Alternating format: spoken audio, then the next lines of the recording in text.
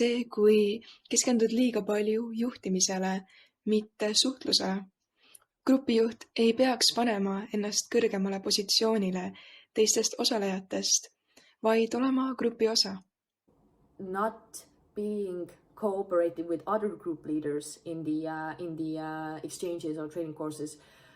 Working together with other group leaders kind of leads to the fact that other groups also work together well. Grupijuhina jah, sa oled küll mingil määral lõppvastutaja, aga samas on hästi oluline see, et sa oskaksid ka tegelikult seda vastutust nii-öelda osalejatega jagada. Nii et head grupijuhid, soovitus number 1, ärge minge närvi. Nimelt, grupijuhid on ka inimesed.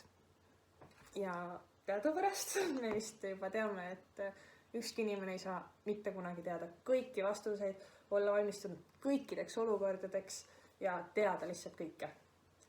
Seega, kui sul on küsimusi, kui sa tahad täpsustusi, kui sa vajad abi millegi, siis alati küsi.